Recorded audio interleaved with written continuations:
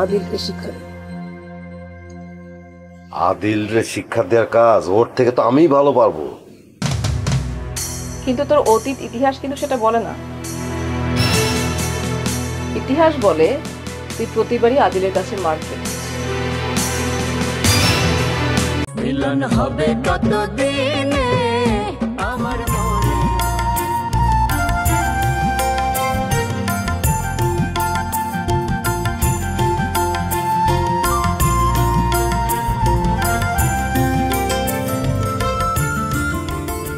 নে দিদি আপনি আনলেন কেন? ওই যে কোহিনুরও কইতেন। আদিলের পর তুই হচ্ছিস সেই ভাগ্যবান যাকে কিনা মায়াবতী সরকার কফি বানিয়ে খাওয়া। কি বলতেছেন দিদি? দিদি বাহ, তোর তো ভালো উন্নতি হয়েছে। আমি তো শুনেছি তুই আমাকে নাম ধরে বলবি। না সরি সরি দিদি, আসলে হয়েছে কি, সমস্যা নেই, আমি কিছু মনে করিনি। রবীন্দ্রনাথকেও তো মানুষ নাম ধরেই ডাকে, চাচা কাকা মামা এসব তো বলে না। খাচ্ছিস না কেন? খা। দিদি ঠিক আছে, মিষ্টি ঠিক আছে? একদম ঠিক আছে দিদি। আমি অবশ্য একটু বেশিই দিয়েছি। নেশা টেশা করিস? না দিদি, দিদি এখন আর নেশা টেশা করি না, এখন শুধু ওই একটাই নেশা, কৈতরি। না দিদি, কৈতরি তো এখন আর গ্রামে নেই। খেয়ে দিয়েছিস? জি? আরে আরে, আমি সব জানি। মায়াবতী সরকার জানে না এমন কোনো ঘটনা এই গ্রামে ঘটে না।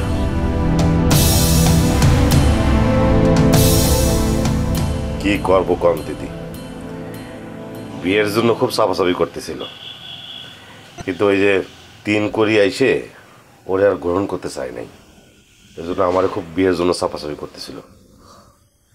ওই জিনিস কি আর নেওয়া যায় কম দিদি? তাহলে কিভাবে চলছে তোর? না দিদি, ভাবতেছি যে একটা সামনে বিয়ে শাদী করে ফেলবো। কিন্তু তোর বড় ভাই তো এখনো বিয়ে করলো না। তার জন্য তো আমি অপেক্ষা করবো না।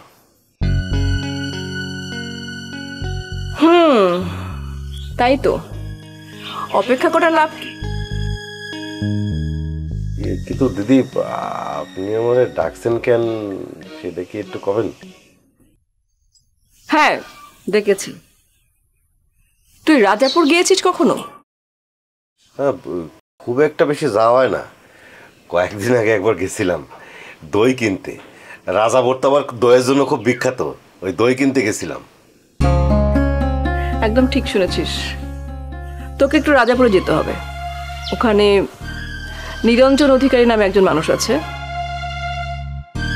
উনি রবিনের মেসোমশাই। তাকে একটা কথা বলতে হবে এবং একটা জিনিস দিতে হবে। ও বুঝছি, তারে ওই রবীন্দ্রের মৃত্যুর খবর দেয়া লাগবে। কি যাতা বলছিস? তাহলে আমি বলেছি এই কথা? না, আমি তো শুনছি যে রবীন্দ্রের ক্যান্সার,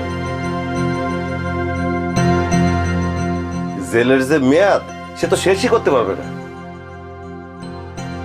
এই খবর তুই কার কাছে শুনেছিস? কেন, রোজির কাছ থেকে।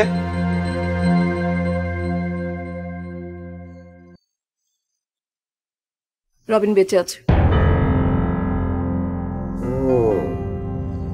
যাই হোক, যেটা বলছিলাম, তোকে একটা জিনিস দেব, রাজাপুর যাবি, নিরঞ্জন অধিকারীর কাছে সেটা পৌঁছে দিবি। আচ্ছা ঠিক আছে। জিনিসটা খুবই গুরুত্বপূর্ণ। সাদেমানকে দিয়ে পাঠাতে ভরসা পাচ্ছি না। কেন? সাদেমান আদিলের ছোট্টবেলার বন্ধু, এত বছরের বন্ধুত্ব, সে আদিলের সঙ্গে যদি ও বিশ্বাসঘাতকতা করে, আমার সঙ্গেও করবে। ওকে বিশ্বাস করা ঠিক হবে না। ঠিক বলছেন, একদম ঠিক বলছেন দিদি। একটা কাজ করেন, ওরে সরায় দেন। এখনই সরানো ঠিক হবে না।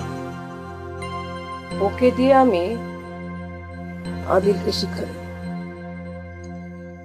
আদিল রে শিক্ষা দেওয়ার কাজ ওর থেকে তো আমি ভালো পারবো। কিন্তু তোর অতীত ইতিহাস কিন্তু সেটা বলে না। ইতিহাস বলে তুই প্রতিবারই আদিলের কাছে মার খেলি।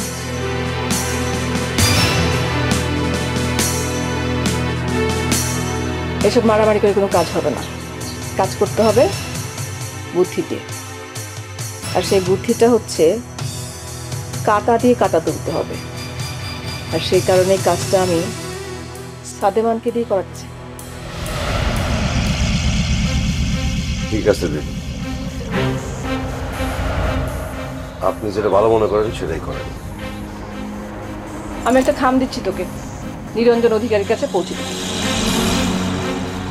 কফি